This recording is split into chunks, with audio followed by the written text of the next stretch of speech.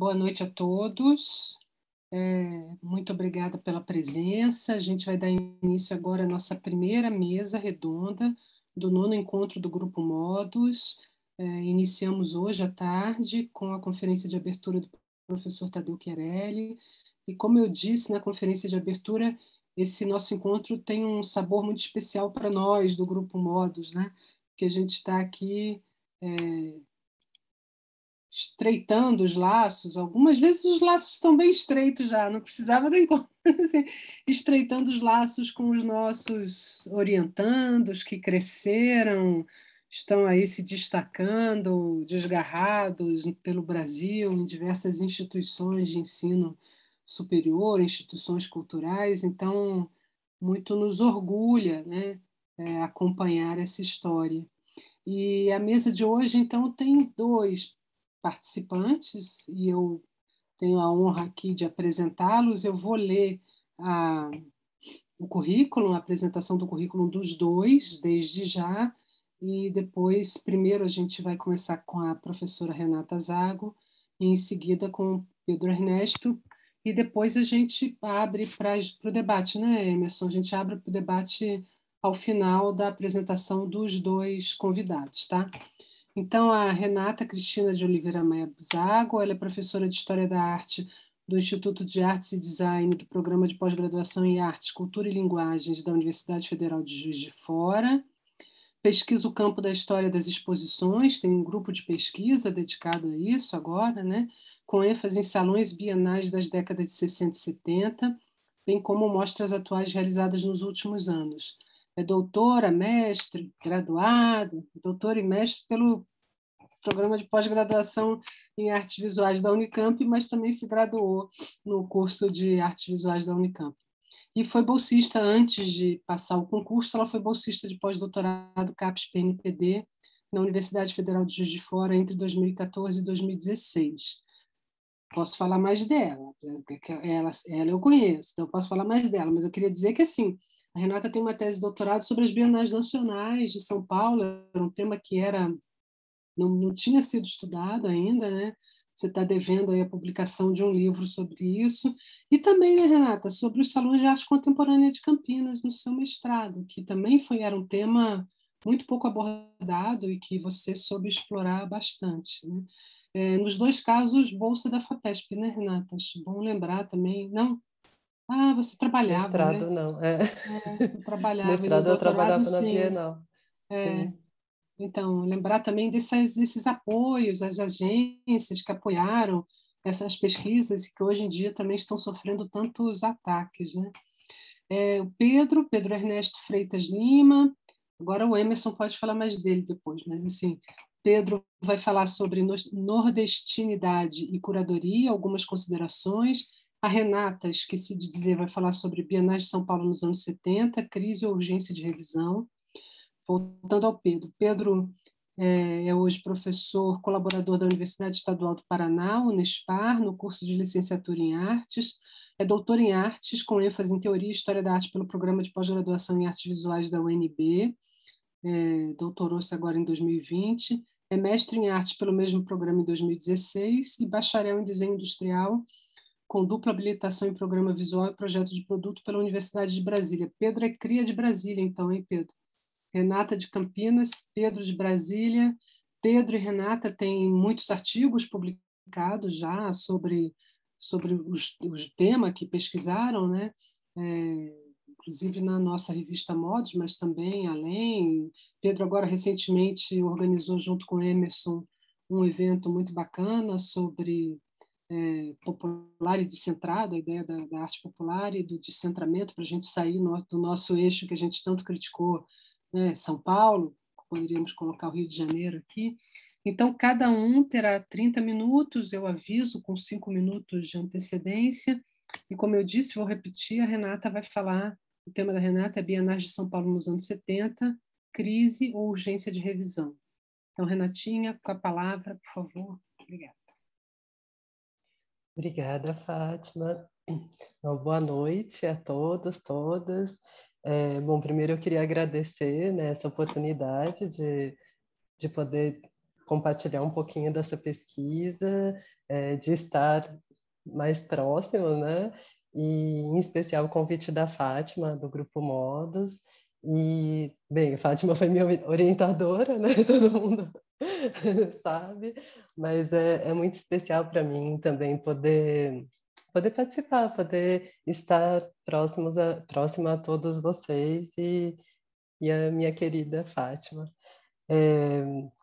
Bem, esse tema, na verdade, eu coloquei um tema muito amplo para falar, né? Então, eu fiz um recorte, eu já vou avisando que esse é um tema de um projeto de pesquisa que está em desenvolvimento, mas que é bastante abrangente, né? Então, o que eu vou apresentar hoje são, na verdade, é um pequeno recorte. Eu vou colocar a apresentação, aí eu já vou especificando esse recorte que eu fiz para começar a entender, então, essa proposta, né? E, claro, esse tema tem ecos da minha tese de doutorado, né, sobre as bienais nacionais, como a Fátima mencionou, e algumas revisões também. No último ano eu fiz algumas revisões na tese, pensando em publicar também, né? Fui de novo a documentação, fiz a documentação que eu tinha, né? Porque o arquivo da Bienal, por enquanto, está fechado para pesquisa, mas fiz algumas revisões, inclusive revisões historiográficas, revisões no próprio pensamento, nas reflexões que eu fui desenvolvendo lá. Eu terminei o doutorado em 2013, né?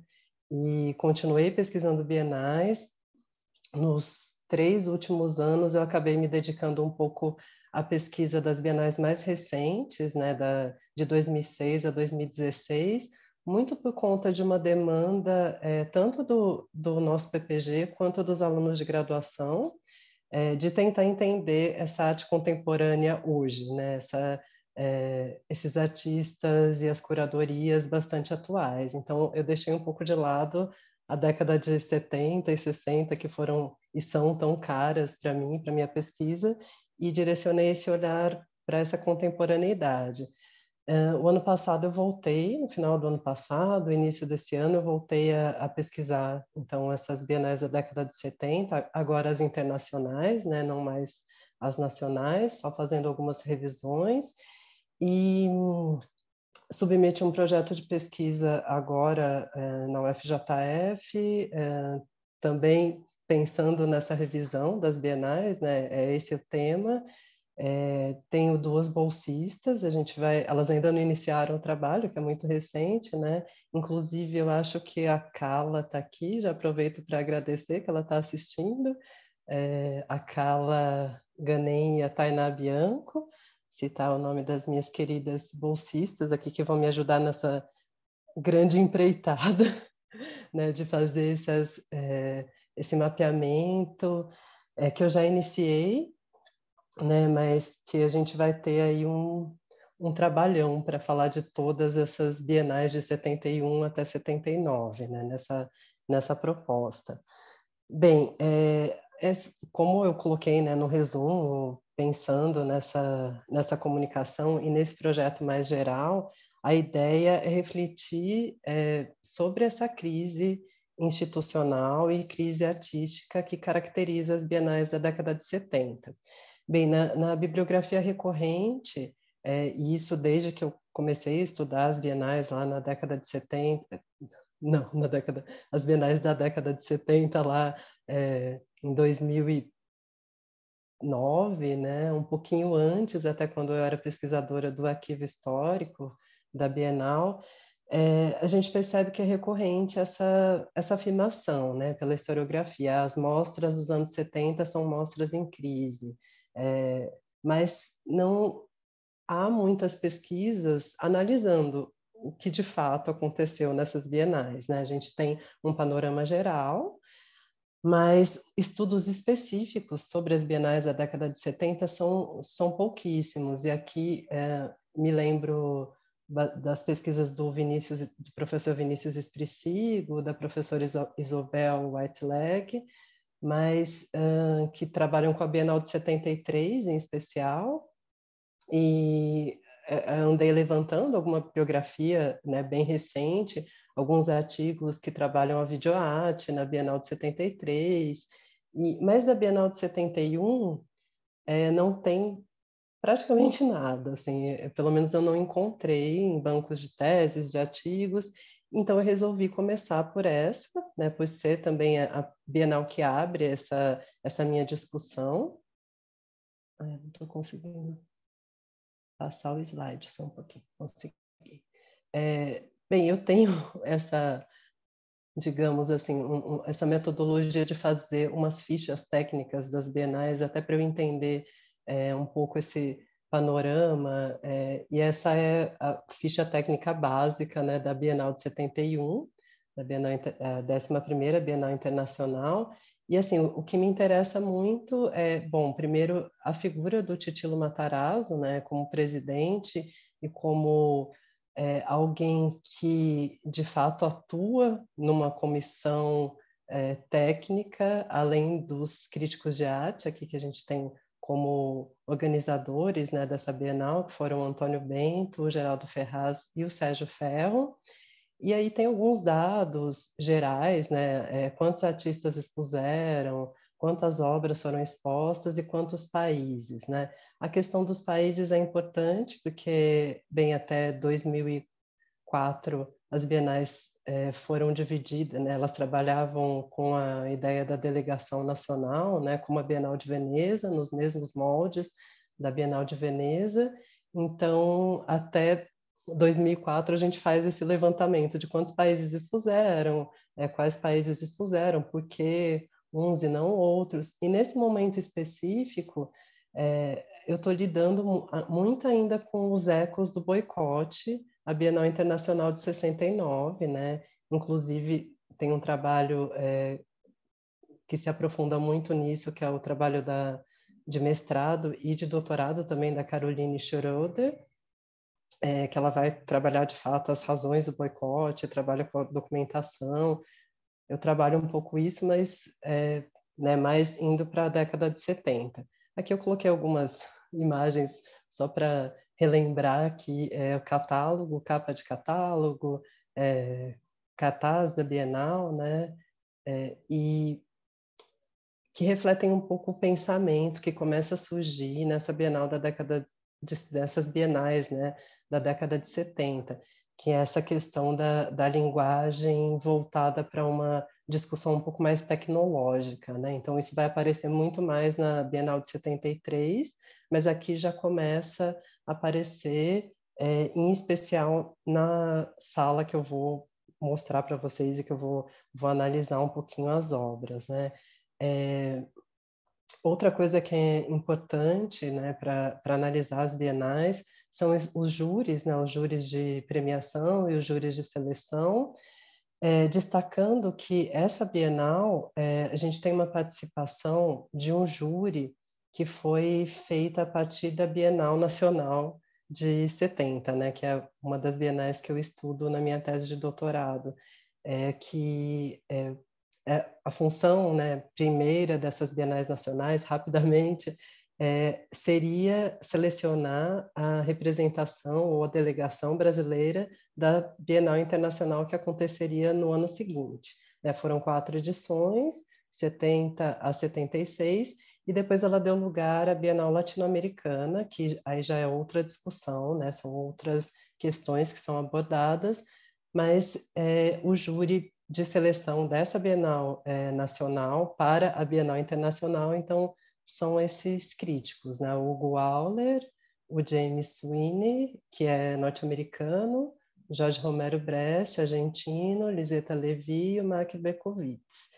E o júri de premiação, não vou ficar lendo os nomes, mas depois eu vou falar um pouquinho da mesa redonda que teve nessa Bienal, que para mim é bastante importante para entender esse momento de crise e essa tentativa de revisão ou reformulação. Então, esses jurados também participam dessa mesa redonda. Bom, essa Bienal, e aí a gente vê nas bienais da década de 70, nas anteriores também, mas até 79 a gente tem uma sessão, a Bienal ela é dividida em sessões, né? E não são simplesmente salas, mas são sessões que acontecem em exposição ou eventos que acontecem concomitantemente, né, a essa Bienal. Essa daqui, no caso, tiveram 23 sessões, que eu coloquei aqui só para mostrar, mas eu vou me ater a duas, né? Então, para essa discussão, a importância seria a Mesa Redonda Internacional de Crítica de Arte, que foi organizada pela AICA, né, Associação Internacional de Crítica de Arte, e a Sala Especial Proposições.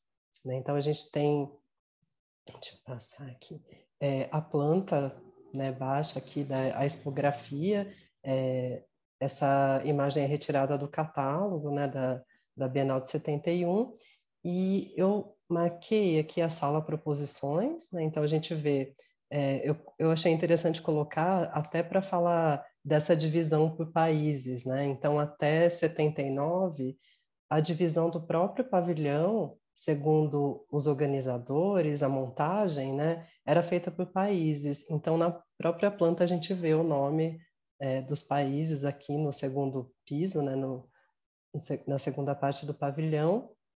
No terceiro andar, que é aquele andar que normalmente é o andar acondicionado, que tem algumas exposições especiais, salas especiais, né? Num determinado momento, essa mostra proposições, ela acontece aqui, né? E essa parte que está aqui sem nenhuma sem marcação, aconteceu a mesa redonda, né?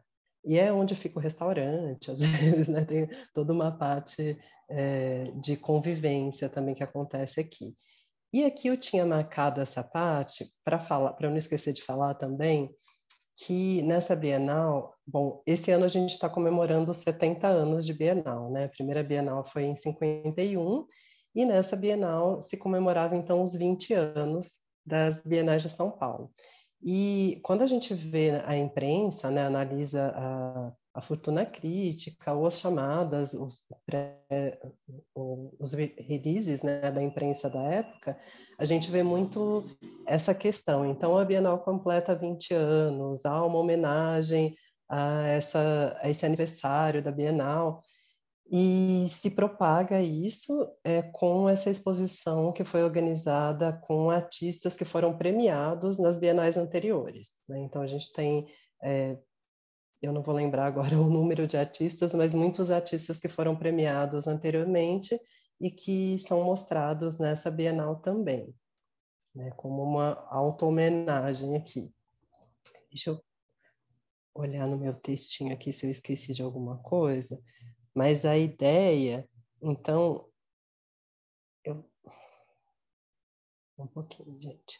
Então, eu vou, como eu já disse, né, para essa discussão dessa ideia de reformulação, para entender essa crise e para entender como a instituição vê essa crise e como ela tenta, de certa forma, demonstrar, principalmente para a comunidade artística e para os críticos de arte, que há uma tentativa de revisão, né? Então, estamos pensando nessa reformulação.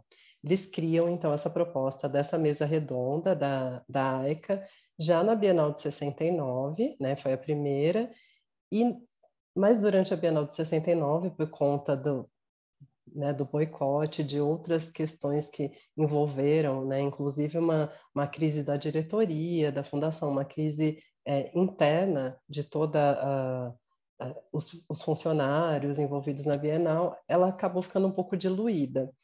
Essa segunda mesa, eles retomam as propostas, então, dessa primeira mesa, e eu transcrevi aqui, né, para vocês verem quais são essas propostas, divididas em três partes, né? Então, uma das ideias era discutir a reformulação das bienais, tendo em vista a sua atualização, né? Aqui é um trecho da carta do Titilo Matarazzo, que ele manda para esses convidados da AICA, né? Então, ele manda primeiro para a BCA, no Brasil, e depois manda para os críticos internacionais, fazendo esse convite para participar dessa mesa, e na qual ele coloca essas três propostas, né? Então, a reformulação das bienais, atualização, já visando que na próxima Bienal, na de 73, essas propostas seriam incorporadas. E, por isso, né, eu comentei no início da minha fala que alguns pesquisadores trabalham mais com a Bienal de 73, né, que já tem essa primeira implementação dessas discussões que foram realizadas aqui em 71.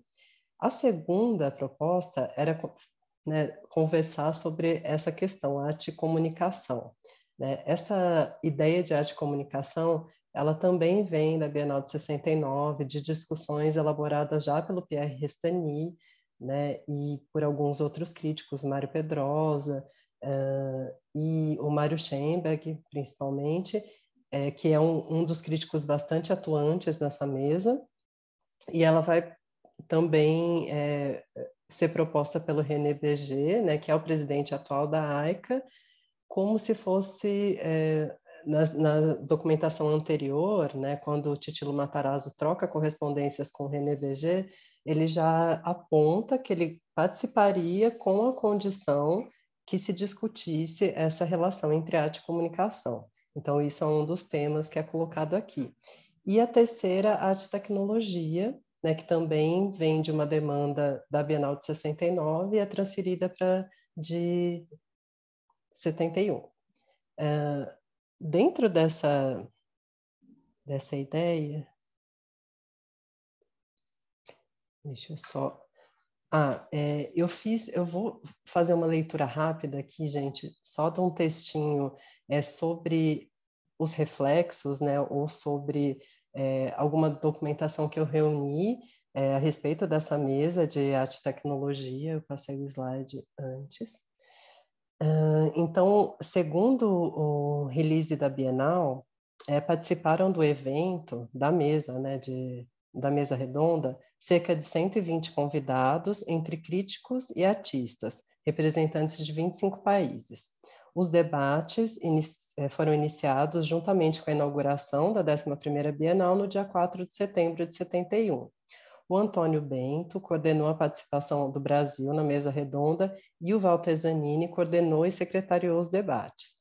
A mesa durou 4 dias e contou com a participação de críticos e comissários estrangeiros, incluindo René Berger, que representava a Suíça no júri de premiação e era presidente da AICA, o Jacques Lassagne, que era o antigo delegado-geral da Bienal de Paris, e o Umbro Apolônio, que é um crítico italiano e foi diretor da Bienal de Veneza. Do Brasil participaram, em especial, né, eu destaquei alguns participantes que foram bastante atuantes e que na carta que foi entregue para o Titilo Matarazzo no final dessa discussão são os que assinam e que deixam claro o seu posicionamento.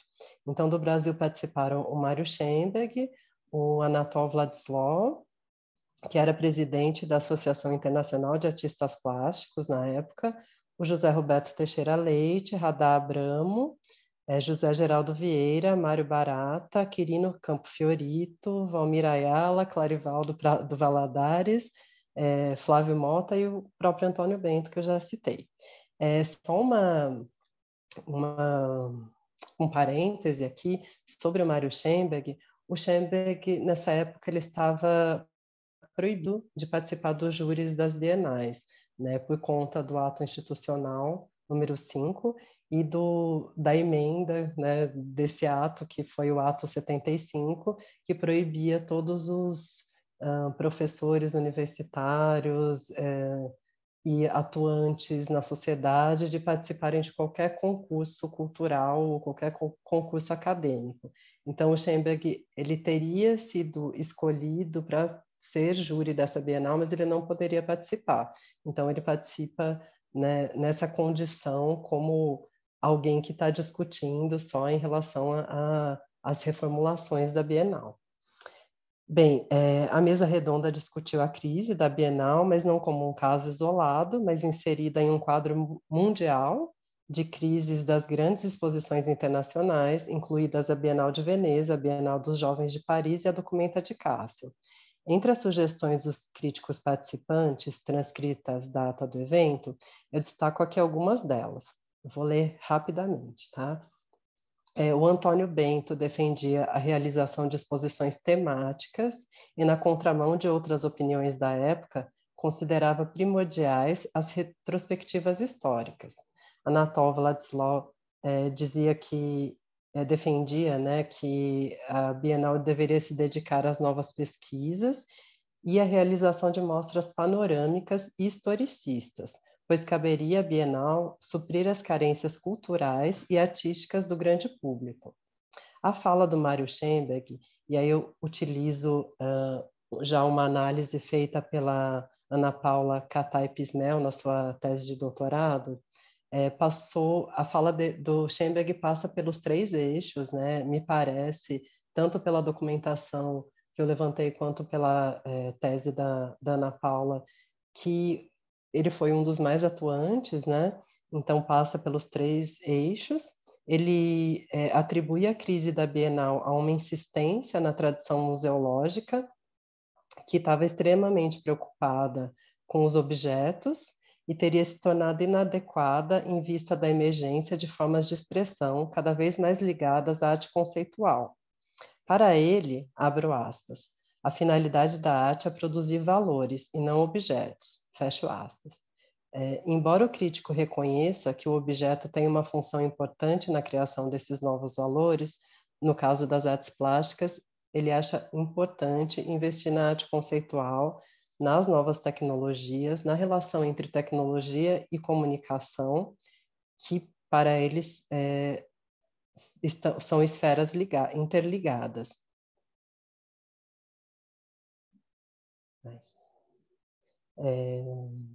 Bem, ele continua na sua fala, né, nas suas interlocuções, falando dessa importância de uma arte conceitual faz referências a um projeto da arte brasileira sempre ligado ao objeto, ligado a um produto industrial, em detrimento da ideia. Então, ele vai defender novamente essa função da arte, essa como pensamento e não como objeto, né? Bem, essa ideia também é bastante importante para mim ao relacionar com o próximo tópico que eu vou tratar. Quanto tempo eu tenho, Fátima? Você já falou 23 minutos. Nossa, então tá. Então eu vou para a sala, proposições, mas deixando claro que essa ideia da mesa redonda se reflete também na ideia que seria a primeira reformulação de uma sala especial. Não são os artistas que foram convidados, que foram selecionados para fazerem parte da delegação brasileira, mas foram artistas convidados pelo Geraldo Ferraz e Antônio Bento, em especial. Né? Então, eu coloquei aqui de novo uma lista com vários artistas, mas eu vou me ater a apenas alguns, porque também não temos tempo, e para a gente perceber essa tentativa, então, de trazer uma nova arte contemporânea, ou novas pesquisas, ou essa ideia de ligação entre objeto artístico e ideia, que o Mário Schemberg vai defender como um dos critérios, talvez, da arte conceitual, e outras abordagens, né, novas proposições. Bem, eu tinha marcado aqui, eu coloquei algumas imagens que são extremamente difíceis de encontrar, então eu fiz uns prints da internet em algumas coisas que encontrei, outras eu tive que colocar do catálogo, que estão péssimas as resoluções, mas só para a gente ter uma ideia, né? O Aldir Mendes de Souza é um desses artistas, né, convidados para participar dessa mostra, e na mesma época, né, no mesmo ano, ele participa da Mostra Arte Única, né, que foi organizada pelo Valdemar Cordeiro, e com objetos e com obras muito parecidas, né, que são essas fotografias radiográficas, né? Ele vai chamar essas chapas radiográficas fotografadas ou experiências com chapas radiográficas. Ele estabelece uma série, né, com essas com essas radiografias, e nessa sala, Proposições, ele vai expor essa série e vai também expor 5 filmes 16mm, se eu não me engano, que também fazem parte dessa ideia, né, das experimentações com as novas linguagens ou as novas tecnologias relacionadas à arte. Então, vou passar aqui rapidamente, depois, se der tempo, a gente discute um pouquinho. Eu coloquei essa imagem dele na época, porque eu lembrei, né, dessa exposição Jovem Arte Contemporânea, que a Jovem Arte Contemporânea de 72 foi aquela que não foi feita a seleção, mas sortearam lotes no MAC USP, e alguns artistas protestam contra esse sorteio de lotes, e o Aldir é um deles. Então, fiquei pensando nessa relação dele, né? Então, ele vai desenvolver algumas obras bastante relacionadas a essas novas pesquisas, mas, ao mesmo tempo, tem uma certa divergência para aceitar novas propostas em exposições, como a do Walter Zanini nessa Jaque de 72. Um outro artista que aparece e que tem um texto no catálogo dedicado a ele é o Francisco Brenan. Eu coloquei aqui uma imagem de uma pintura dele, foram expostas 10 óleos sobre tela do Francisco Brenan, e no texto do catálogo é o Frederico Moraes que escreve, e ele vai fazer uma relação da pintura do Brenan com uma certa brasilidade, mas ele fala de uma brasilidade não no sentido estrito, mas uma brasilidade que abrange questões culturais, uma brasilidade cheia de intenções, ora eruditas, ora populares, né? Então ele vai desenvolver um pouco essa ideia, o que ele culmina numa frase que eu vou citar aqui, não sendo folclórica ou tropicalista no sentido estreito, é brasileira, pernambucana, tropical e continental. Então, o Mário Cravo Neto, né, que é um dos artistas mais importantes aqui, acredito eu, nessa seleção, mas as obras não tem no arquivo da Bienal, não tem no catálogo, não tem em lugar nenhum, né? Não são fotografias, são obras no catálogo feitas com técnica mista, né? A gente sabe que essa ideia de técnica mista, né, normalmente são objetos, mas pelos textos que eu levantei de época, falando dessas obras do Mário Cravo, que é logo depois que ele volta, né, de Nova York, ele produz bastante fotografias, mas ele produz alguns objetos, até em diálogo com as esculturas do pai, né? E ele vai trabalhando relações já voltadas para a questão religiosas, afro-brasileiras, mas eu não consegui achar essas imagens, ainda estou pesquisando, tem alguns catálogos que eu não consegui ver. Mas, enfim, outra proposta, né, dessa sala é mostrar tapeçarias, né? Então, eu trago aqui, essa tapeçaria não estava exposta na Bienal, mas tinha uma parte especial, né, para o Jacques Duché e para o Norberto Nicola, né? Eu coloquei o texto do catálogo, na verdade, ele vai falar das formas tecidas, né? Foi um texto do Paulo Mendes de Almeida, e aí eu, né, relacionei com essa exposição que ambos fizeram, né, na Galeria Documenta, em que eles assinam um manifesto denominado Forma Tecida, né? Então, eles vão trabalhar com essa proposta, né, da tapeçaria, e aqui são as únicas imagens que eu tenho das obras deles que foram expostas na Bienal, e acho que meu tempo está acabando, né, mas eu estou acabando aqui também. É só para mostrar um pouco a diversidade, assim, para a gente entender dessa sala. E do Maurício Salgueiro, a gente tem 3 obras, 3 proposições, né, em que são denominadas no catálogo como estruturas mecânicas em movimento, né? Então, são instalações.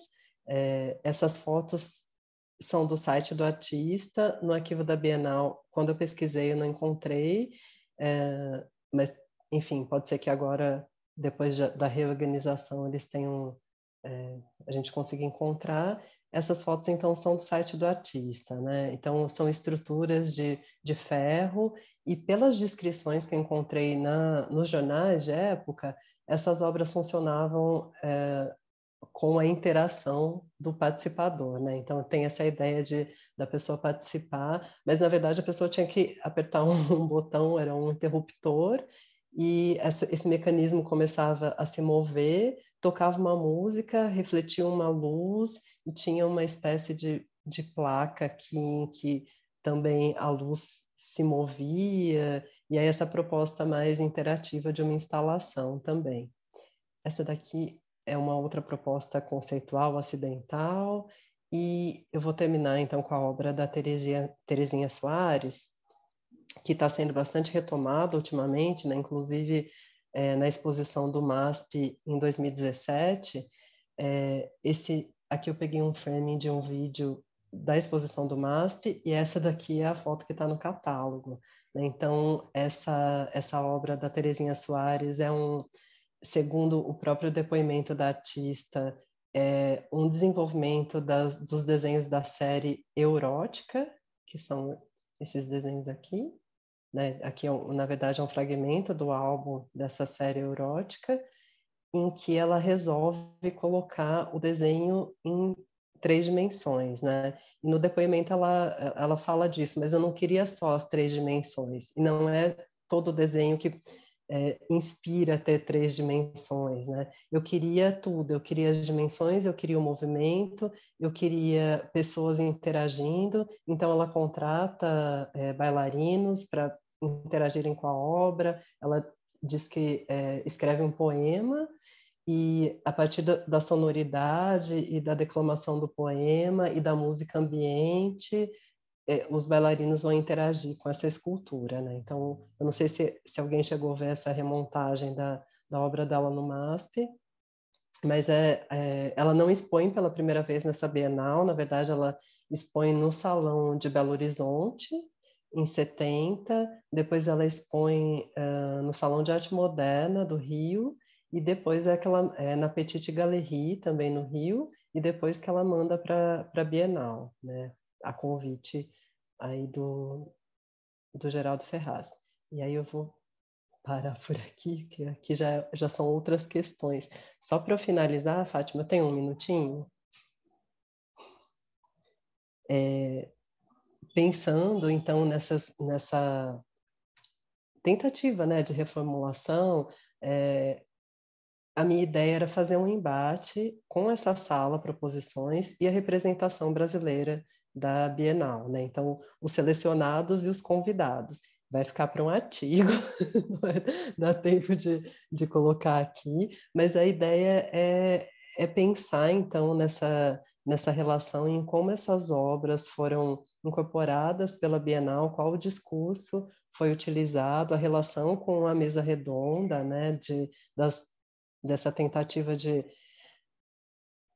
de reverter esse processo da Bienal, né? Como a instituição tenta fazer isso, né? E pensando nisso, essas propostas, esses artistas também, né? Eles vão refletir esse contexto cultural e social em que eles vivem, e vão trazer para essa Bienal, né? E as exposições também vão agregar essas proposições, e, de certa forma, a Bienal, consciente ou inconscientemente, ela vai contribuir, né, um pouco para essa discussão, inclusive das hierarquias, né? Quando a gente pensa eu tinha escrito um texto sobre tapeçaria, né? As tapeçarias expostas nessas exposições.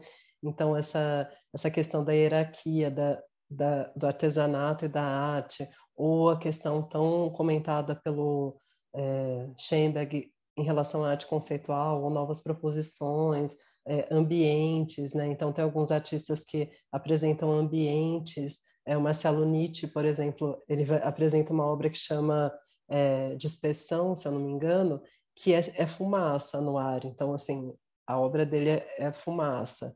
Então, alguns outros artistas vão trabalhar com essa interação entre arte e tecnologia, ou com a relação entre a relação sensorial, né, ou a participação do público. Então, de certa forma, essa sala vai conseguir trazer um pouco dessa arte contemporânea que está sendo apresentada em salões ou em mostras experimentais para dentro da estrutura da Bienal, que está sendo tão discutida. Então, era um pouco essa ideia, trazer essa primeira discussão. Obrigada, Renata. E a gente depois tem o espaço para perguntas, né? A gente pode esclarecer aí algumas dúvidas. Então, deixa Obrigada, eu parar o Fátima. reloginho aqui e vou convidar então Pedro. O Pedro, eu já fiz a apresentação no início da mesa. Pedro, só como eu estava querendo enfatizar aí a questão das bolsas de pesquisa, você, mestrado e doutorado, você fez com apoio da CAPES? Isso, os dois. É importante a gente lembrar, né, do quanto que isso, de repente, mais do que auxilia, possibilita, né, que a formação se dê de modo pleno, né? Então, eu vou repetir aqui, Pedro, não o currículo, né, mas o tema do teu trabalho, que também tem tudo a ver com a sua pesquisa de doutorado, né? Que é, então, nordestinidade e curadoria, 2 pontos, algumas considerações. Então, Pedro Ernesto com a palavra, 30 minutos, Renata passou uns 5, 35, mas eu aviso também, tá? Com os 25 eu aviso.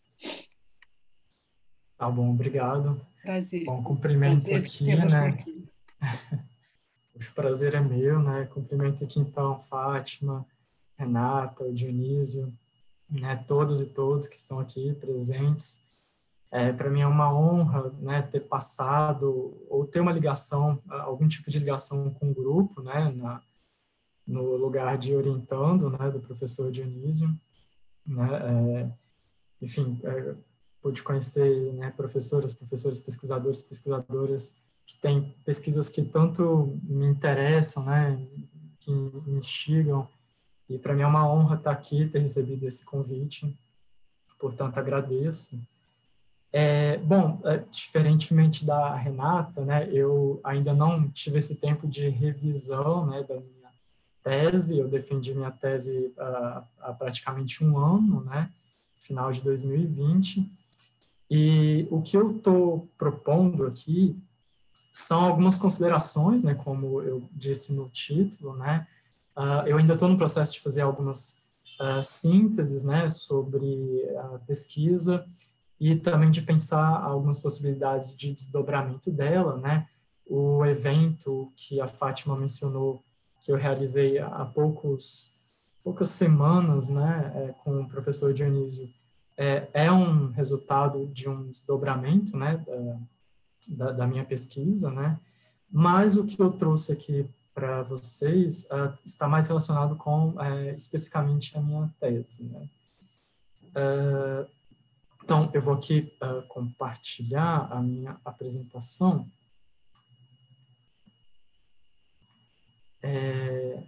Ok, né, gente, a visualização. Eu preparei aqui, então, um breve texto, tá, para ler, então peço a licença de vocês. Vou marcar meu cronômetro aqui também. Então, eu vou passar a leitura.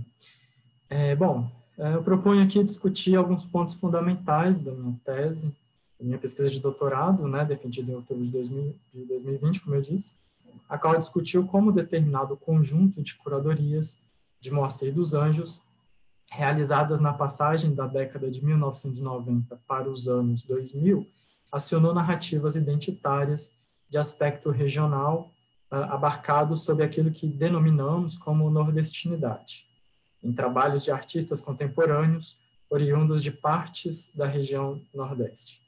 Discutiremos alguns resultados da pesquisa relacionados às tensões entre obra e interpelação curatorial, considerando os seguintes aspectos, né, o que eu vou enfatizar aqui nessa apresentação. Como curadorias criam e operam institucionalmente identidades, como obras e curadorias lidam estrategicamente e de modo que eu tenho chamado promíscuo com a produção de sentidos, e, finalmente, como curadorias podem fazer uma história da arte fora do eixo.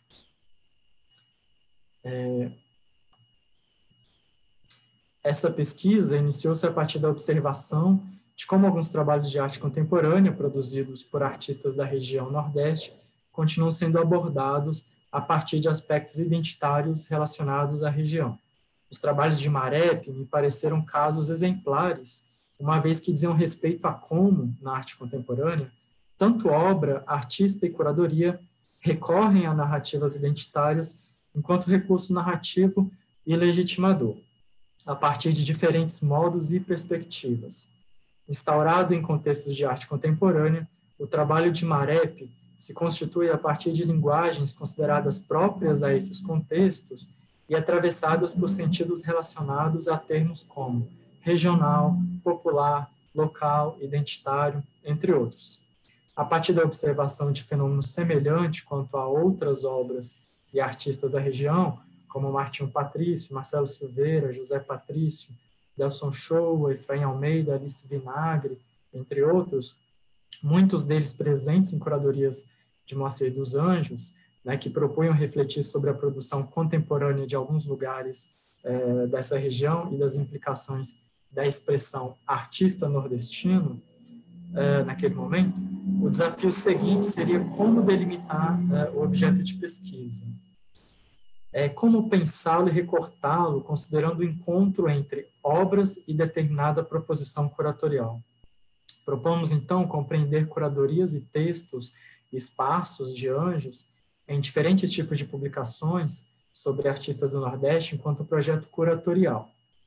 Consideramos como extensão temporal desse projeto o intervalo entre sua primeira curadoria, Ceará e Pernambuco, Dragões e Leões, realizada em 98, naquele momento como curador adjunto do Agnaldo Farias, até a edição do Panorama da Arte Brasileira de 2007, na qual Anjos recorreu a vários desses artistas nordestinos para compor uma tese sobre a arte brasileira a partir de noções como gambiarra e sotaque.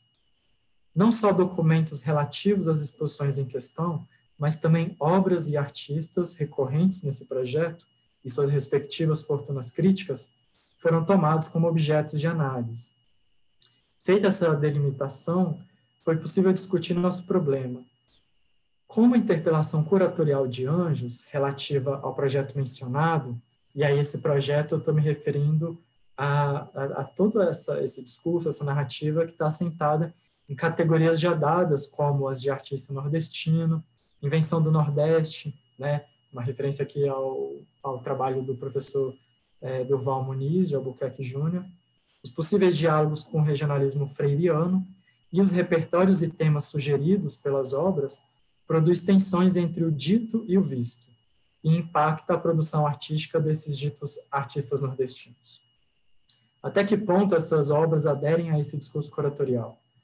Como essas narrativas identitárias impactam na circulação de obras e como essas obras respondem, por meio de processos de agenciamento, a essas interpelações identitárias. Esse problema faz parte de um contexto atravessado por pelo menos dois aspectos fundamentais, quando consideramos a relação entre identidade e curadoria. O primeiro deles está relacionado com o cenário internacional, no qual exposições como Magicians de la Terre têm tratado a identidade enquanto um problema curatorial a partir de uma ideia de arte global, algo que adquiriu novas dimensões a partir do final dos anos 1980. Conforme Joaquim Barrientos, trata-se de um dos momentos ápices da invenção de alteridades continentalizadas, como a arte africana, asiática, latino-americana e oriental, resultante do interesse em apresentar trabalhos de produtores ditos não ocidentais junto a trabalhos canônicos e hegemônicos da arte contemporânea, como fez Jean-Bert Martin. Aqui os trabalhos se debatiam tanto com as categorias que lhes eram impostas, como também com as aproximações que marcavam diferenças exoticizantes ao sugerirem aproximações integradoras dos trabalhos não ocidentais ao contexto da arte contemporânea global em uma perspectiva multiculturalista que não era acompanhada de alterações políticas na estrutura e na organização desse tipo de evento. O segundo aspecto, de escala nacional, diz respeito a iniciativas de descentralização das instituições e eventos artísticos no país, marcado por profundas diferenças regionais quanto à sua densidade. Tais iniciativas se avolumaram ao longo dos anos 1990, tendo Recife se destacado nesse contexto. Instituições como o Museu de Arte Moderna, Luiz Magalhães, o MAMAN, criado em 97, e a Fundação Joaquim Nabuco, criada em 49, passaram a se dedicar à arte contemporânea, promovendo uma série de eventos de intercâmbio entre artistas, curadores e críticos locais e de diferentes partes do país, que também consistiam em iniciativas de formação de público para a arte contemporânea. Do ponto de vista identitário, a produção contemporânea representou uma espécie de arena de discussão acerca do impacto da nordestinidade, tanto na produção quanto na recepção artística na região. Como bem apontou Eduardo Dimitrov, muitas vezes o regionalismo funcionou como uma régua de legitimação e produção de sentidos para obras, instituindo expectativas que aqueles artistas deveriam atender. O debate em torno da seleção da exposição Antártica Artes com a Folha, realizado no pavilhão Manuel da Nóbrega, em São Paulo, em 96, é um caso exemplar desse conflito.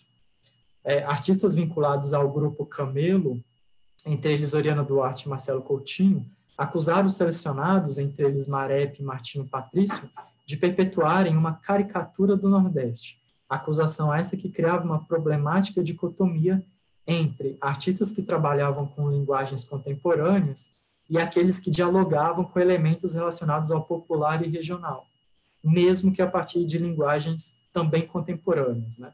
Como se aqui houvessem um fosso, né, entre esses tipos de produções, né? Em meio a esse conflito sobre o uso da identidade, a curadoria muitas vezes, junto à gestão de museus, se constituiu como um árbitro importante. Enquanto até o início da década de 90, o lugar da curadoria era ocupado de modo improvisado por sujeitos não especializados, no final dessa mesma década, a situação se modificou com atuações como as de Moacir dos Anjos, especialmente com as suas curadorias Ceará e Pernambuco, Dragões e Leões, a qual inaugurou o Centro Dragão do Mar de Arte e Cultura de Fortaleza, né, em 98, e Nordestes, realizada no Sesc Pompeia, em São Paulo, em 99, além também da sua atuação como diretor do MAMAN entre os anos de 2001 e 2006. Anjos, portanto, nos apareceu como agente fundamental para discutirmos como narrativas identitárias de aspecto regional atravessaram a exibição e a produção local de arte contemporânea naquele momento. O curador propôs uma discussão identitária a partir de uma perspectiva pós-colonial para poder abordar a mencionada produção e interrogar expressões correntes, entre elas a de artista nordestino. Para Anjos, tal expressão deveria ser compreendida naquele momento como e aí estou citando Moacir dos Anjos, maneiras próprias de lidar com o sombreamento dos limites arbitrários de sistemas de representação simbólica, criando discursos que continuamente trafegam entre os vários espaços e tempos em que são instados a viver na contemporaneidade. Nesse sentido, artistas nordestinos contemporâneos, ao serem inevitavelmente atravessados por narrativas identitárias, recorrentes e pregnantes naquele contexto, tanto ao recusá-las, como também ao incorporá-las em seus trabalhos, lançariam visadas particulares sobre tais narrativas. Tomamos, então, essas duas primeiras exposições, realizadas por Anjos, como ponto de partida para identificar obras, artistas e repertórios recorrentes que, ao serem interpelados de modo identitário pela narrativa curatorial, foram mobilizados para a construção dessa dita nordestinidade. De modo geral, a exposição Ceará e Pernambuco parecia se preocupar em legitimar trabalhos realizados a partir de linguagens contemporâneas junto a um circuito que privilegiava, até então, visualidades regionalistas, como era o caso de Fortaleza. Já Nordestes, realizada no contexto institucionalmente denso e hegemônico de São Paulo, lançou mão de uma ambiguidade, a simultaneidade entre a afirmação identitária e seu questionamento, promovido pelas perspectivas individuais das obras e dos artistas que, nos termos de Anjos, amoleciam os limites da região e do regionalismo, nesse caso, de base freiriana. Do ponto de vista dos repertórios e procedimentos artísticos, historicamente, uma série de agentes e narrativas aderiram à ideia de nordestinidade, expressões, por sua vez, relacionadas ao regionalismo, como a literatura de cordel, a xilogravura, a pintura figurativa, cores de paleta ocre, materiais considerados rústicos e idílicos, como a madeira e o couro, expressões religiosas, vinculadas a certa noção de popular, como o ex-voto, entre outros. Nas exposições de Anjos, esses repertórios eram evocados de modo ambíguo, desdobrando sentidos para além do regionalismo.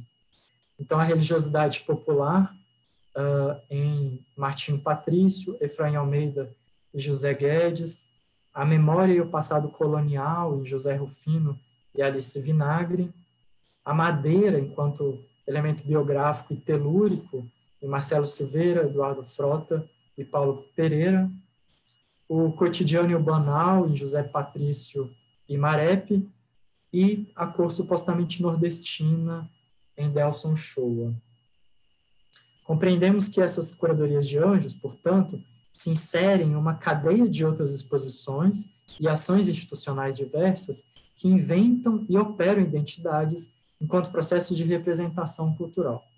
Ao falarmos em invenção, nos referimos a processos que, ao representarem, isto é, ao trazer objetos para o campo da linguagem, produzem esses objetos, como é expresso na perspectiva pós-colonialista, informada pelo paradigma pós-estruturalista.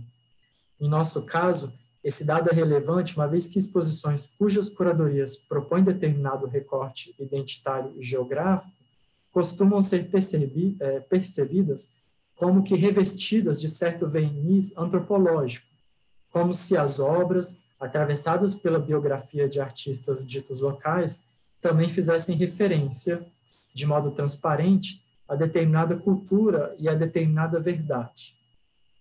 Nas narrativas analisadas sobre os artistas nordestinos, não só as de Anjos, mas também de outros curadores e críticos que trataram dos mesmos, verificamos certa confusão entre obra e identidade atribuída ao artista. Relações biográficas e o modo arcaizante de narrar e compreender linguagens e materiais, associando-os ao distante geográfico e ou temporal, constituíram recursos empregados para projetar certa nordestinidade sobre trabalhos desses artistas. É fundamental enfatizarmos que, ao serem percebidas a partir da perspectiva identitária, obras são confrontadas e tomadas como espelho não exatamente do artista, mas da identidade atribuída a ele. Desse modo, a elaboração crítica sobre o trabalho desses artistas pode ficar refém da percepção de que obras seriam extensões naturais de lugares específicos engendrados por componentes históricos e culturais singulares, como afirma Amion Kiwon, por exemplo. O espectro da régua regionalista, portanto, ainda ronda os trabalhos desses artistas, o que não necessariamente é um problema negativo. O que é necessário questionar é a qualidade desse espectro, uma vez que curadorias e obras, imbuídos de uma propriedade que poderíamos denominar como promíscua, lidam com ele de modo estratégico. Chegamos ao segundo aspecto da minha pesquisa e da minha fala, que gostaria de enfatizar. Como curadorias e obras lidam estrategicamente e de modo promíscuo com invenções identitárias e com a produção de sentidos. Ao falarmos em promiscuidade, não atribuímos um sentido pejorativo a esse processo. Diferentemente, estamos nos referindo a uma inteligência, tanto da curadoria quanto das obras, de lidarem ativamente, temporariamente, e estrategicamente com homogeneidades identitárias. Para verificarmos essa dinâmica, nos detivemos sobre a trajetória de obras e ao modo como foram interpeladas de distintos modos por outros curadores e outras narrativas. O modo como o trabalho de Martinho Patrício oscilou entre identitário e contemporâneo, e aqui não estou propondo uma dicotomia entre polos opostos, mas há aspectos que são temporariamente e contextualmente ressaltados, é exemplar desse aspecto. Ao expor em 2005 Brincar com Lígia, de Patrício, no Observatório Cultural Torre Malakoff, em Recife, Cristiana Tejo deu ênfase para os diálogos que o trabalho mantinha com expressões e operações relacionadas à arte contemporânea, entre eles as produções de matriz construtiva, a possibilidade de participação do espectador na obra, e as provocações às instituições da arte, entre elas o mercado, uma vez que parte do trabalho consistia na venda de múltiplos, pequenos sacos de plástico contendo papéis laminados vermelhos dobrados em forma triangular, a um preço simbólico. Segundo a própria curadora, sua preocupação política naquela ocasião não era ressaltar a dimensão identitária do trabalho, que também existia, mas promover intercâmbios entre artistas de linguagem contemporânea de diferentes partes do país e formar público em Recife para esse tipo de linguagem. Ao avaliar seu trabalho à frente da Torre Malakoff, Tejo afirmou que, naquele contexto, priorizar a exibição de artistas do Nordeste e reafirmar um discurso identitário poderia incorrer na reiteração de estereótipos. De modo distinto, Brincar com Lígia integrou a 27ª Bienal de São Paulo, de 2006, que teve curadoria de Elisete Lanhato. Intitulada Como Viver Junto, a exposição interpelava obras a partir de noções como dissenso e alteridade. Diferentemente da abordagem de Tejo, Cristóvão Coutinho, em entrevista publicada no catálogo da Bienal, interpelou o artista a partir de questões consideradas regionais, relacionadas à religiosidade e à cultura popular. Algo semelhante foi verificado com os trabalhos de Patrício, realizados com tecido dobrado. Em individual realizada no Mamã, em 2002, o curador Moacir dos Anjos discutia a ambiguidade daqueles trabalhos que, na sua percepção, representavam referentes associados ao meio de origem do artista e evocavam, ao mesmo tempo, formas litúrgicas e lúdicas, coisas mundanas e sagradas, tanto paramentos de missa, como também mantos de festejos profanos e cortinas dos cabarés. Trabalhos dessa série, realizados em tecido preto, foram expostos anos depois em Tempos Sensíveis, exposição realizada no Museu Oscar Niemeyer, em Curitiba, em 2018, pelo curador Agnaldo Farias.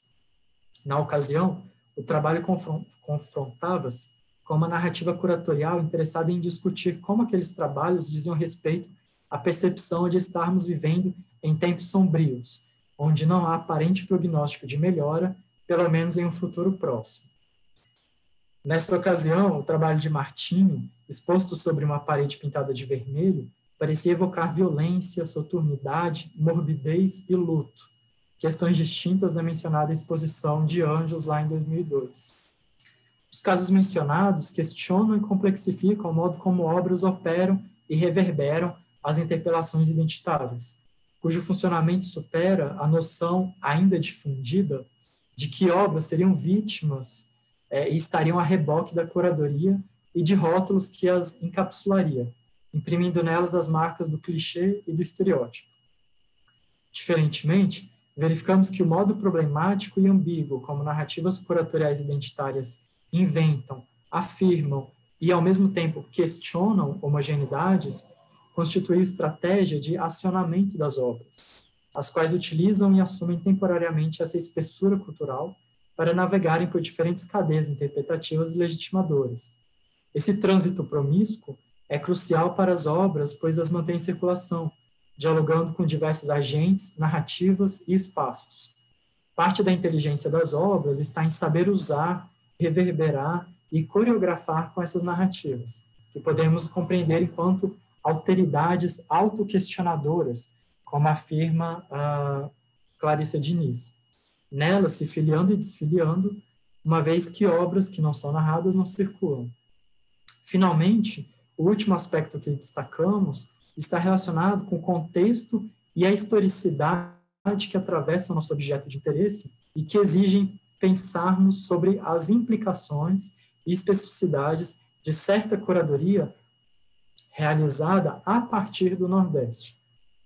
Em nosso caso, aquilo que Barrientos chama de gestão da diferença adquire complexidade quando consideramos que Anjos e outras curadoras recifenses, como as já mencionadas Cristiana Tejo e Clarissa Diniz, se inscrevem nas identidades sobre as quais pretendem debater, o que exige dessas curadoras e curadores negociações com essas identidades. Não se trata da nordestinidade enquanto tema, mas também enquanto modo metodológico, operativo, político e ético de fazer curadoria. Esse problema foi identificado nas entrevistas que realizei com as mencionadas curadoras, além do próprio Moacir dos Anjos, as quais, em diversos momentos, mencionaram o impacto em suas práticas de expectativas identitárias. Verificamos que não só obras e artistas, mas também curadores elaboravam estratégias para lidar com a representação de uma suposta nordestinidade que lhes são atribuídas. Suas práticas são recorrentemente atravessadas, às vezes à revelia desses agentes, por questões geopolíticas e identitárias, assentada em concepções do que seria centro e periferia, global e local, principalmente. Ao mesmo tempo em que tomam a chamada voz local como insumo para seus trabalhos, as curadoras e curadores ouvidos reconhecem também desdobramentos problemáticos, limitadores, às vezes fetichizadores, provocados por suas condições biográficas, que muitas vezes os delegavam à condição de curadores do Nordeste para artistas do Nordeste.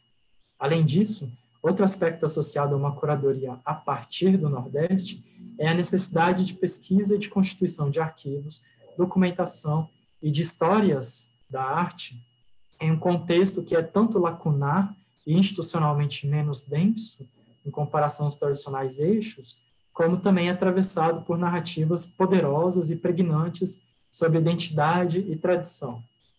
Nesse processo, uma perspectiva baseada em uma abordagem fora do eixo nos parece abrir mais possibilidades de discussão na medida em que, ao não se restringir a um posicionamento contra-hegemônico, isto é, ao se deslocar da lógica dicotômica do ou, recorre a parâmetros de discussão, a epistemologias e a abordagens que não se condicionam a a uma única hegemonia que, por sua vez, tanto é exotizada como também exotizante. Procuramos assumir essa perspectiva fora do eixo na medida em que embaralhamos lugares, recusamos o mito da irradiação ou da ressonância e tentamos posicionar a nossa discussão a partir do lugar do nosso objeto. Para isso, refletimos sobre a escolha de parâmetros de análise e de discussão e colocamos em perspectiva narrativas e critérios produzidos por lugares tradicionalmente hegemônicos. Entendo que esse procedimento metodológico é complexo e que a tese deve ser compreendida como um ponto de partida para a sua discussão e para futuros desdobramentos. Finalmente, os desdobramentos da prática curatorial a partir do Nordeste evidenciam implicações para além da legitimação de produções artísticas, constituindo uma empreitada simbólica poderosa, a disputa pelo cânone sobre a nordestinidade. Como demonstrado ao longo da nossa pesquisa, narrativas curatoriais e obras empreenderam diálogos tensos a partir da perspectiva identitária, colocando em xeque construções narrativas de longa data, cultivadas por intelectuais, artistas, colecionadores, curadores, agentes do ensino, do mercado, pelo senso comum, entre outros. Recentemente, as posições continuam partindo dessa interpelação identitária e, ao questionar essa homogeneidade, desdobram a nordestinidade em outras linguagens, repertórios e corpos. Esse é o caso de A Nordeste, realizado em 2019, no Sesc 24 de Maio, em São Paulo, pelos curadores Bituca Sundé, Clarissa Diniz e Marcelo Campos. Realizada 20 anos após Nordestes, do Moacir dos Anjos, podemos compreender a Nordeste como interlocutora da mencionada exposição.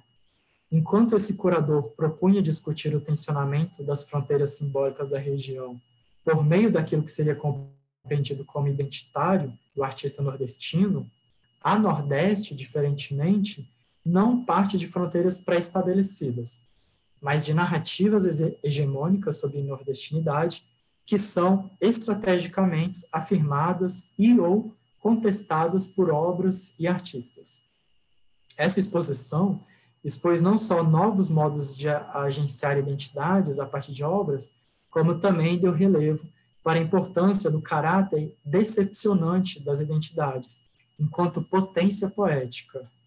Desse modo, os processos artísticos verificados em parte dos trabalhos dessa exposição, caso, por exemplo, de Bárbara Wagner, Janta de Andrade, Tertuliana Lustosa e Sarael Tupinambí, também atuavam na remodelação e no desdobramento do cânone identitário em questão em novos corpos, signos, repertórios e geografias, evidenciado, por exemplo, na presença importante de questões de gênero e sujeitos queer, o que foi amplificado pela curadoria, pela narrativa curatorial.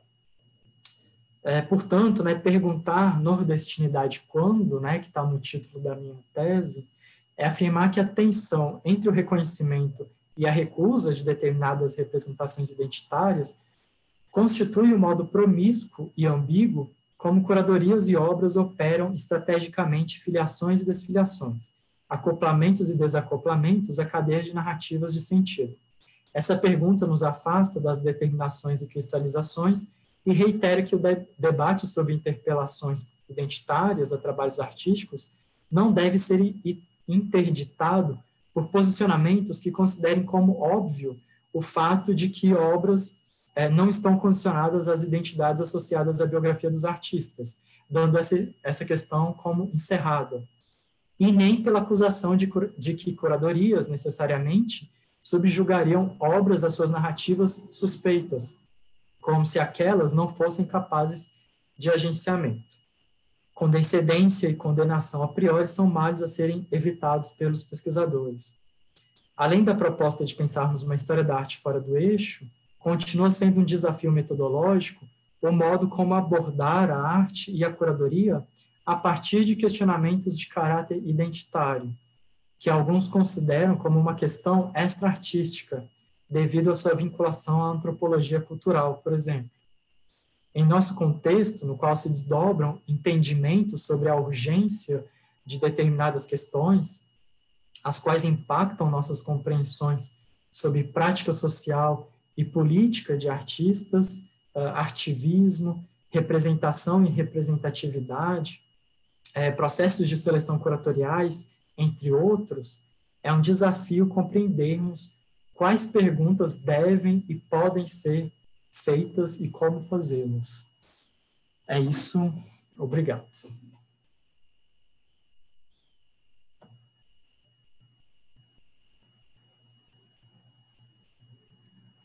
Obrigada, Pedro. Olha, você passou 30 segundos dos 30 minutos. Assim não dá, né? Friamente calculado. Eu vi que você estava fechando, nem quis te interromper muito. Eu queria agradecer muitíssimo a participação, dos dois. Acho que vocês deixaram questões bastante instigantes sobre dois momentos políticos diferenciados.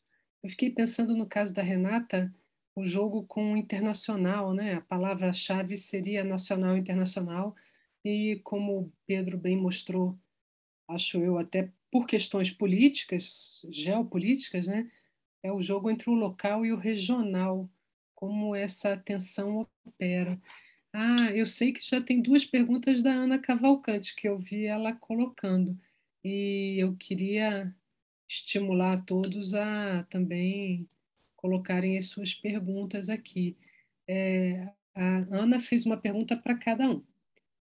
Para a Renata, ela elogia a sua pesquisa e ela pergunta, se ela te pergunta, se você acha que a Bienal de 71 esboçou respostas à crise do modelo das bienais e se ela foi bem sucedida nesse sentido ou não.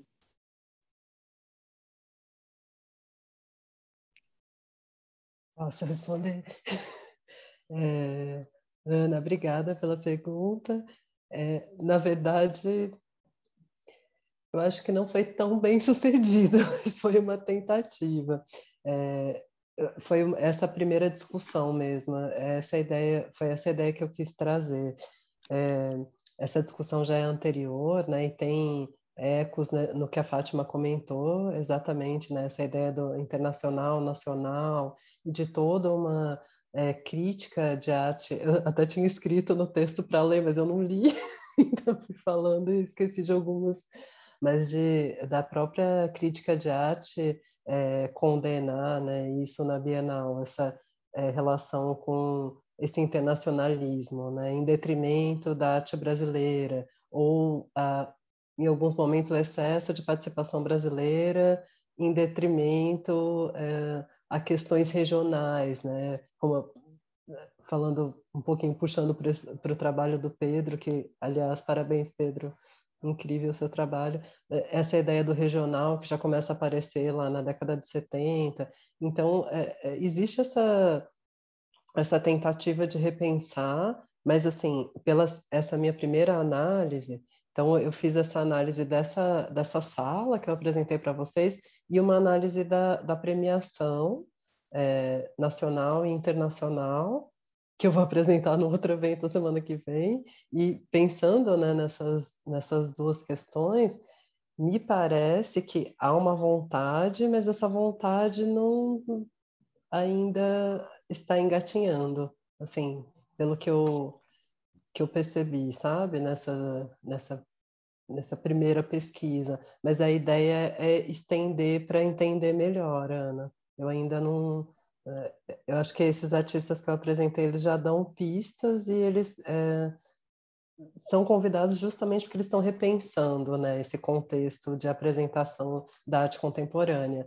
Mas, inclusive, no texto do catálogo, assim, na parte que o Titilo faz aquela apresentação, né, toda formal, ele fala, é urgente que se reformule a Bienal, é urgente. Aí depois a gente vai nas atas de reunião, ele não deixa a comissão artística fazer as coisas. Então, existe essa tensão, né, entre a instituição e a vontade da organização externa, enfim. Mas eu acho que eu não te respondi, né? Só fiquei falando.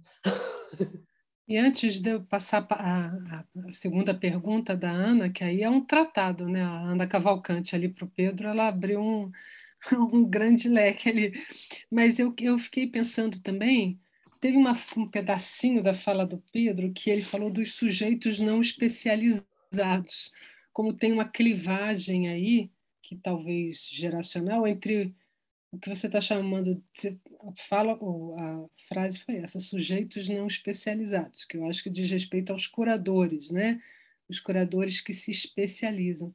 E me chamou muita atenção na apresentação da Renata o fato de que muitos daqueles que estavam debatendo ali o futuro da Bienal, eles são agentes que participaram de várias edições das Bienais, né?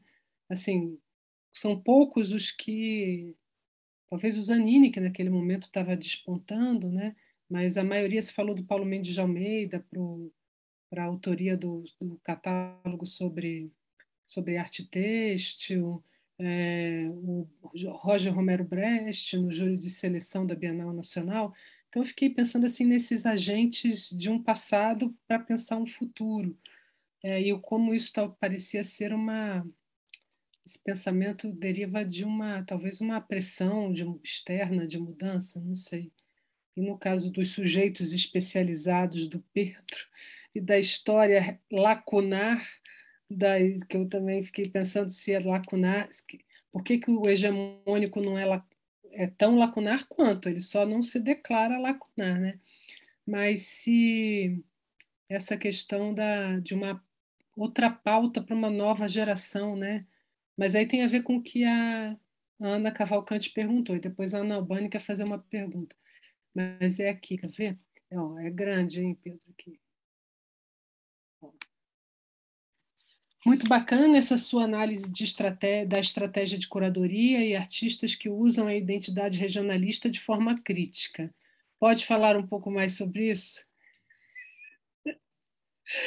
é o que você já falou, né? Mas eu acho que ela está querendo enfatizar aqui, Ana, se quiser falar, a questão da relação do Se ele crítico, o conseguir esse jogo, né? Um desafio, jogo. Hã? sintetizar, duas frases, é possível?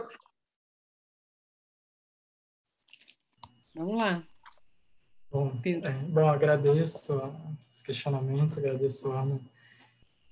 Realmente, eu vou tentar fazer um breve... já que a Fátima fez uma provocação ali antes disso, né?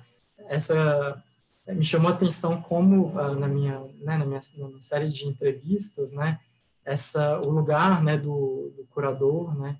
Ele aparece como esse lugar que eu chamei, né, de não especializado, né?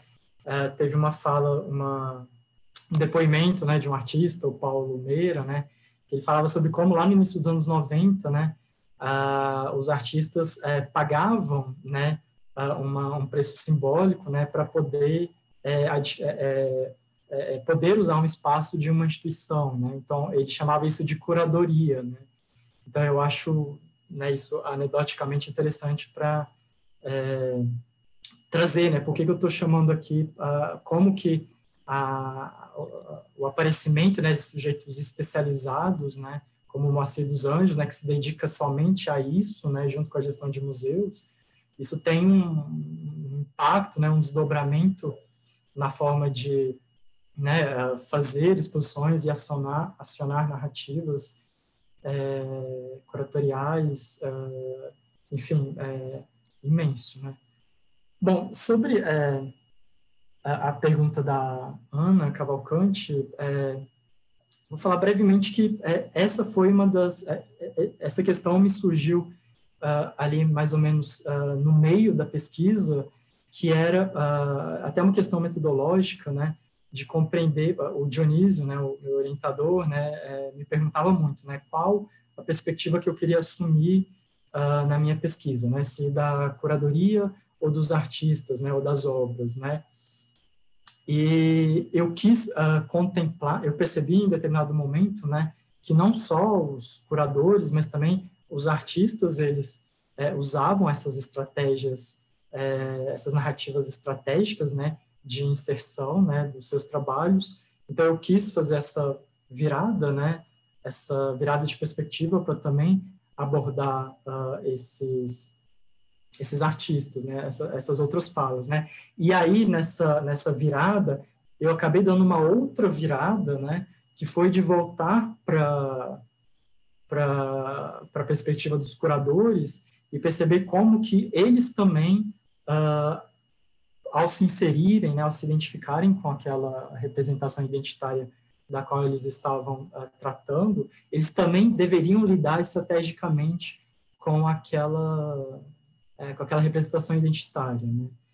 Então, o meu trabalho basicamente foi perceber, né, o meu percurso de pesquisa, né, foi perceber como, né, todas essas instâncias, né, elas acumulavam esses modos, né, estratégicos, né, poéticos, éticos, políticos, de lidar criticamente com toda essa tradição, né, da narrativa identitária regional, né. E aí, outra provocação, né, só para encerrar, né, quando a Fátima fala sobre a questão lacunar, né, estou chamando aquilo lacunar em relação a essas narrativas fortes, né, sobre identidade, tradição, que acabaram criando, né, um certo verniz aí, né, que, de certa forma, dificultou a gente não, agentes, né, terem outros desdobramentos sobre aqueles trabalhos, sobre, enfim, né, sobre aqueles eventos expositivos também. Basicamente isso. Obrigada. Eu vou passar a palavra para a Ana Albani, que quer fazer uma pergunta, e tem uma pergunta da Renata Cardoso, e aí, se mais alguém tiver alguma pergunta, Emerson Dionísio, e aí a gente encerra depois, né? Se mais ninguém quiser falar nada depois do Emerson. Ana Albani, Renata Cardoso e depois o Emerson. Tá, bom, então, obrigada. Quero cumprimentar também Renata, Pedro, assim como seus respectivos, o seu respectivo e a sua respectiva orientadora e orientador de pesquisa, não é? As pesquisas, os estudos que vocês desenvolvem, especialmente sobre exposições e curadoria, já fazem parte, como eu disse ali, não é, dos nossos investimentos em sujeitos especializados no campo da curadoria já há alguns anos, não é?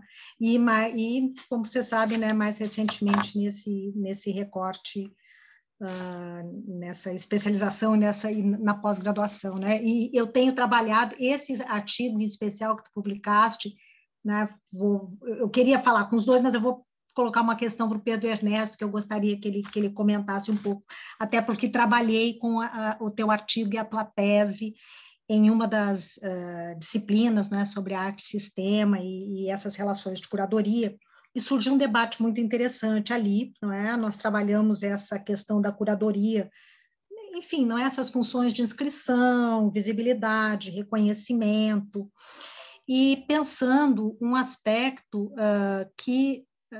desse debate sobre identidades culturais, estando como um debate mais amplo, não é? Também relacionado com um determinado aspecto, não é? No caso, essa ideia de nordestinidade, ela me parece que ela teve um aspecto que favoreceu, que é essa relação com também uma ideia de brasilidade, tá? Então, sei se, né, eu pensei naquela citação bom, essa ideia do Cobena Mercer, que a identidade somente se torna uma questão quando ela está em crise, né? Já que essa é uma ideia na verdade, como tu afirma, né, tu vai discutindo essa ideia de uma construção de um determinado viés dessa identidade, mas me parece que, no caso, existe um gancho possível porque ela se alia, ela favorece uma discussão, uma reflexão também de uma outra identidade em crise, que é essa da brasilidade, e principalmente no caso do debate curatorial, toda essa virada relativa à discussão, não é? Esse aporte teórico vindo do debate decolonial, não é? Como uma resposta ao pós-colonial, enfim, não é? Toda essa questão sobre subalternidades e tal. Porque eu me lembro, por exemplo, lembrando dos anos 70, não é? Pensando ali nas exposições, Renata fazia menção aos anos 70, que, por exemplo, nós tínhamos aquelas exposições do tipo Arte Gaúcha em São Paulo, né? Eu não consigo imaginar o equivalente a nordestinidades, não é? Mas eu não consigo pensar porque talvez a região sul do país não faça esse gancho, não consiga estabelecer esse gancho nem esse link com uma certa concepção de brasilidade. Resumo da minha questão. Tu percebe essa relação entre uma identidade regional, uma construção de identidade regional, não é? Mas que, na verdade, se insere num debate mais amplo de uma discussão sobre uma identidade, uma determinada identidade brasileira, que também de brasilidade, que também estaria em crise, e que isso poderia ser enfim, não é um debate curatorial, vinculado a essa virada decolonial, subalternidade, pós-colonialismo, que a gente está passando por agora, né? Discutindo. Não sei se ficou muito amplo. Fale como você achar mais interessante. Obrigado, Ana. É engraçado porque essa era uma das questões que eu coloquei lá no meu projeto, quando eu estava entrando no doutorado, que era de discutir essas escalas, né? Então, como a nordestinidade se colocava como um problema regional e depois como ele impactava uma discussão mais ampla, né, de outra escala sobre brasilidade, né? E evidentemente que eu não consegui fazer, né, pela extensão, né, desse problema, né?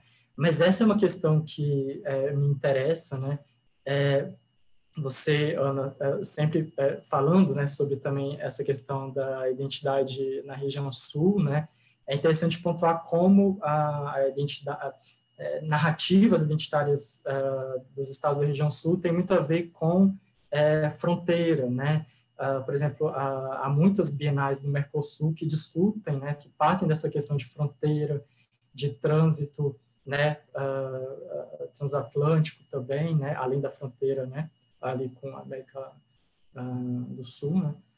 E então, assim, quando eu penso sobre as diferentes, digamos assim, tensões, questionamentos que as ditas identidades regionais dariam para uma identidade nacional, né, uma brasilidade, me parece que algumas regiões elas são mais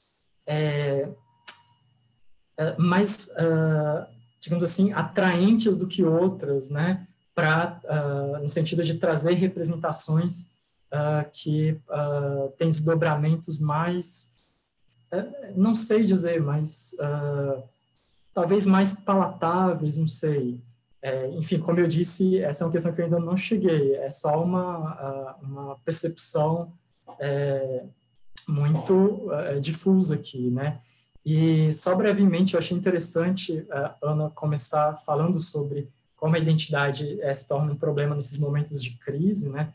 A Renata trouxe, né, esse contexto dos anos 70, né, que eu me lembro também de como a crítica especificamente falava muito, né, sobre essa noção de crise, né? E queria fazer uma referência aqui ao que o Tadeu Chiarelli, né, acabou de falar, né, na excelente conferência de abertura dele, né, sobre como ele tem pensado o trabalho dele, a pesquisa dele e o desdobramento da pesquisa dele em curadorias como uma intenção de discutir a branquitude como problema, né? Então, como essa representação identitária da branquitude tem aparecido na pesquisa do Tadeu Chiarelli, por exemplo. Pedro, tem mais uma pergunta para você e depois eu passo a palavra para o Emerson e a gente encerra. Mas, assim, é uma pergunta da Renata Cardoso, que ela aí já é mais pontual, mas também trazendo à baila um debate, né? Sobre a exposição a Nordeste, do SESC, houve um debate crítico entre a apreciação da Aracy Amaral e dos curadores sobre a ideia de uma arte do Nordeste. Você poderia comentar um pouco esse debate, já que contribui para entendermos essa visão epistemológica sobre contemporâneo/regional e as formas de apresentação? Sim, assim, em síntese, né, eu acho que o interessante dessa discussão, né, sobre a que a Aracy Amaral movimentou, né, em relação ao Nordeste, tem muito a ver com o quanto, né, os curadores eles propuseram colocar ali, né, exibir formas de desdobrar e representações do que seria a nordestinidade a partir de, né, corpos, elementos, linguagens muito inusitados até então, né? A gente pensar como, por exemplo, a própria expografia, a própria identidade visual da exposição trazia elementos em rosa, né, que era uma provocação a como o Nordeste é atravessado pelas narrativas sobre masculinidade, né, uma região construída sobretudo a partir de narrativas sobre masculinidade, né, e os curadores fizeram essa provocação, né, em relação a usar a linguagem neutra também, né, e Aracy Amaral levantou ali uma discussão não só sobre a expografia, né, inclusive uma expografia que ela chamou de labiríntica, né, no sentido de confuso mesmo, né, mas também no sentido de como ela não encontrou os artistas que ela esperava encontrar numa exposição que pretendia falar sobre nordestinidade, né? Ou melhor dizendo, sobre a identidade nordestina. Né? Então foi interessante essa quebra de expectativa, né, que a exposição colocou, né, acionou, né, na Aracy Amaral, a partir do momento em que ela trouxe, né, outros artistas, né, principalmente artistas trans, né, que estavam num volume grande ali na exposição, né, e que a gente não costumava ver relacionado a questões relacionadas ao Nordeste, né? Então, basicamente foi isso, né? Foi a crítica da Aracy Amaral, ela representou, né, eu poderia dizer, né, na minha leitura, essa quebra de expectativa sobre o que uma exposição que partisse de uma representação identitária deveria apresentar, né?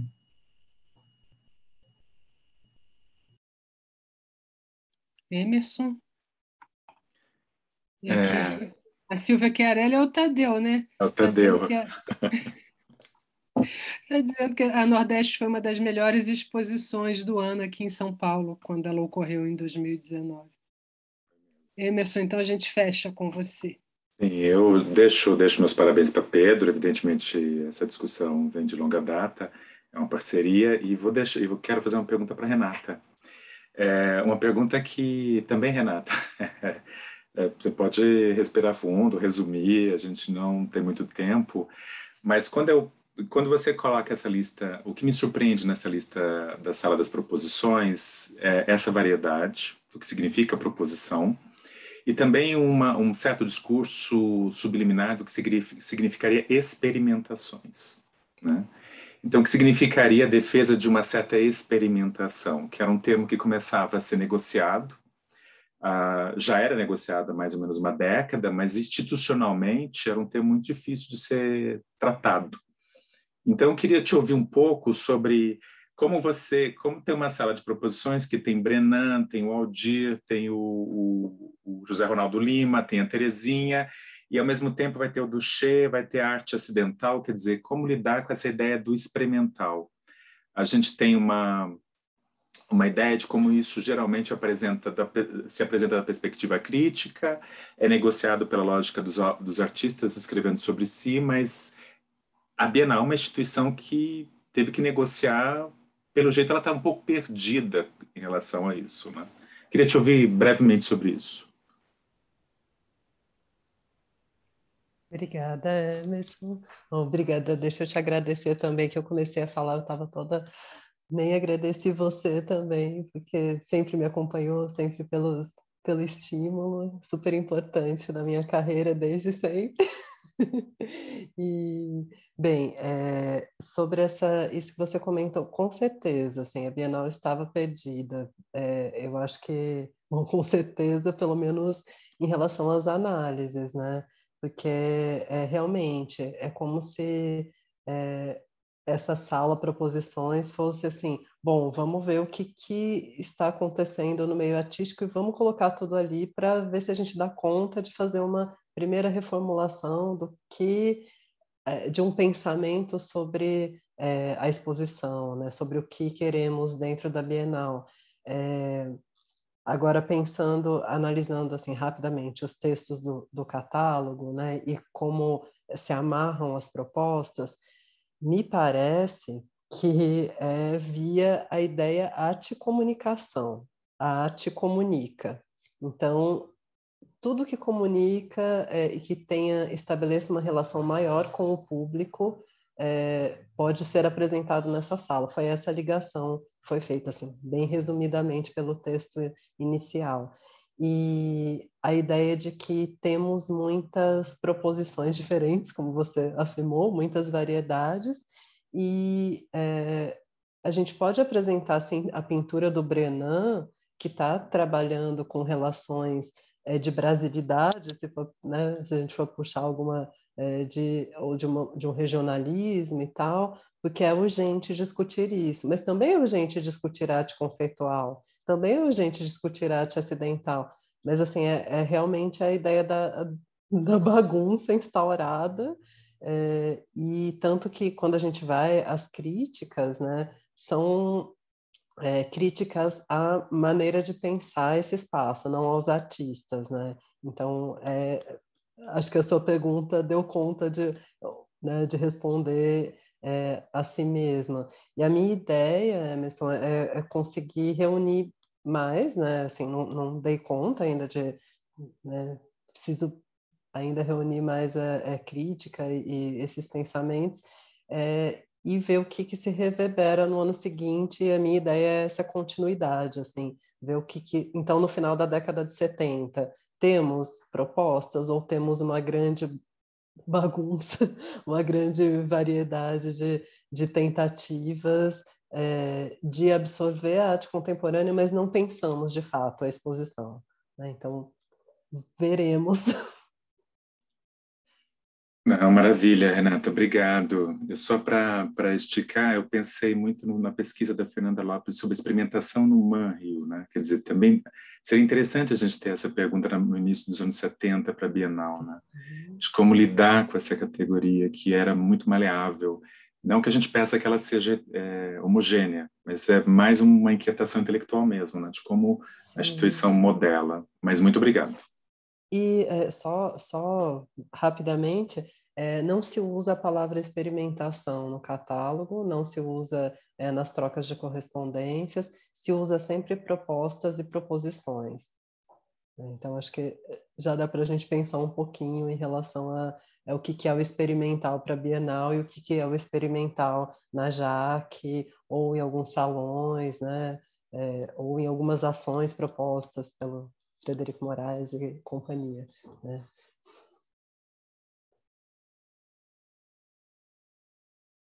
Então, eu estava aqui procurando o nome das mesas de amanhã. Emerson, eu consegui aqui. Queria, bom, em primeiro lugar, agradecer a todos os que aqui estiveram, por aqui passaram, ou aqui continuam. Obrigada aos nossos dois convidados do primeiro dia, além do Tadeu, que continua aqui com a gente. Então, amanhã, no dia 3 de novembro, a gente inicia às 16 horas com o Francisco Dalcol, que orientando ex-orientando, né, da Ana Albani, e hoje diretor do Margues, e a Sônia Salcedo de Castilho. A Sônia estava aqui também, Sônia está aqui, ex-orientanda da Ana Cavalcante, e hoje fazendo seu pós-doutorado na Universidade de Coimbra. E às 18h30 a gente tem o Odinaldo da Costa Silva e o Sandro K. Você tem o título das comunicações, Emerson, aí facilzinho, só para a gente falar? De amanhã? Tem sim. A Francisco Dalcol a comunicação, a palestra é Curadoria de Exposição enquanto espaço de crítica. A Sônia, que está aqui conosco, Cena e Visualidade sobre o lugar da exposição de arte nos dias atuais. Depois a mesa número 3, Codinaldo, Corpo e Intimidade nos processos artísticos autobiográficos. E o Sandro K., um jogo disruptivo, a pesquisa em arte como um quebra-cabeça. Isso aí. Então, obrigada a todos. Esperamos revê-los amanhã ou depois, ou depois. O evento se encerra no dia 5, sempre desse mesmo jeito, mesas redondas com 2 pessoas. A gente quis verdadeiramente estimular o debate sobre os desdobramentos das pesquisas, né, iniciadas em algum momento da vida de todos aí. Então, a gente quis estimular o debate com 2 participações por dia. Maria Luísa, que bom te ver aqui. Felicidade. Beijo para você também. Obrigada. Beijos para todos. Até amanhã, gente.